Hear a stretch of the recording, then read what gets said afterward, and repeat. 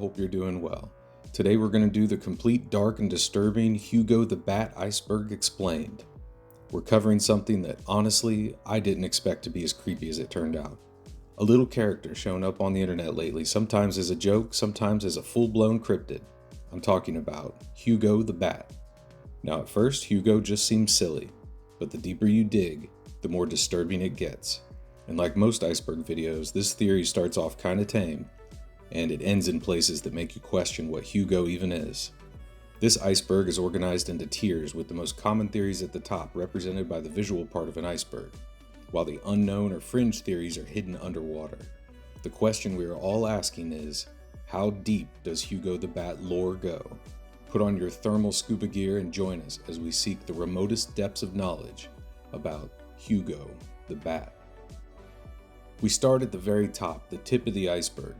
We've got the stuff everybody knows, the surface level explanations, the stuff you can find on Google.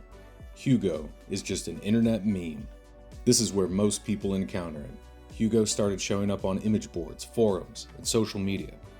His design is kind of goofy, so he became a reaction image, and people used him as a way to express confusion, shock, and weirdness.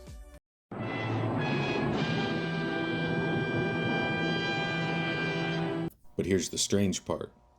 Unlike other memes, Hugo's edits got darker. People started putting him into creepypastas, urban legends, scary video compilations. They'd claim to have seen Hugo in their hometown and post blurry photos of bats and insist it was him. And over time, the line between meme and urban legend blurred. So Hugo stopped being just a joke and started becoming a story that people whispered online. The surface waters. Now we get into the realm of folklore and cryptid sightings. This theory says that Hugo is based on a real-life creature. Some people argue that Hugo is grounded in reality. Just like Dracula had Vlad the Impaler, Hugo may have a real-world basis. Eyewitnesses describe bats with massive wingspans, some as big as 12 feet across. Now, sure, skeptics point to fruit bats or flying foxes. Theories range from barn owls to sandhill cranes, even to your everyday run-of-the-mill Mothman, which adds fuel to the idea that Hugo isn't just real, but that somebody doesn't want you to know about it. Then we get to the depths, the stranger theories. Hugo on Coast to Coast AM with Art Bell. If you know about Art Bell, you know his show is a magnet for the weird and unexplained. And yeah, Hugo came up. Callers described creatures that weren't just big bats, but vampires. People found cattle drained of blood, bodies with surgical cuts, and shadows flying across the barns and rooftops. Some callers would get genuinely scared over the phone and hang up abruptly. Some called who said they'd been bitten, and they had developed a taste for human blood. After a few strange power outages and signal interruptions, Art stopped taking calls that mentioned the name Hugo. Did Hugo crawl up from the bottom of Mel's hole? Was he an extraterrestrial?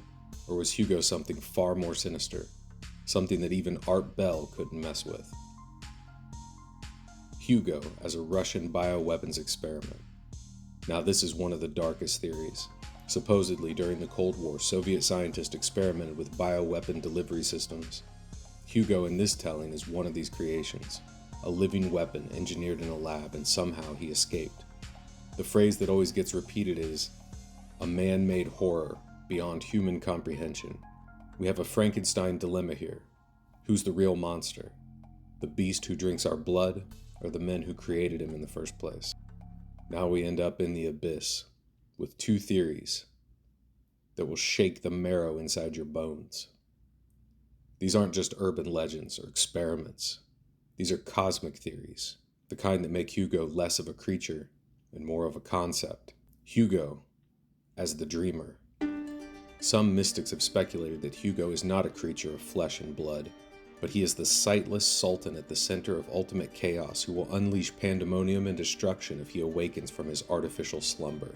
The sanity of mankind, of the material universe, depends upon the thin, monotonous piping of flutes played by a flopping horde of mindless, uncouth penguins. This theory is horrible and incomprehensible, and yet does not approach the most sinister explanation of all, the real truth. Hugo the Bat is a comic book character. Yep, according to this theory, Hugo's just a goofy cartoon bat from a Dracula webcomic. All the cryptid sightings, the scary stories, the urban legends, they're just embellishments that spun out of control. In other words, all this fear, all this mystery, all this lore, it might just be advertising. But for a good cause. All proceeds go to an education fund for the 12-year-old author. That's right, Hugo the Bat, terrifying as he may be to some, was created from the mind of a child, just like Winnie the Pooh. So there you have it, the complete Hugo the Bat Iceberg explained. From memes and blurry photos, to cryptid sightings, to vampire lore, to Cold War nightmares, and finally, the possibility that he's the star of a funny comic book available on Amazon. Either way, the fact that we're still talking about him, still sharing his image, still passing his story along, that's what makes Hugo so powerful. Because whether he's real or not, Hugo lives in the spaces between joke and nightmare. And sometimes, that's where the scariest things come from.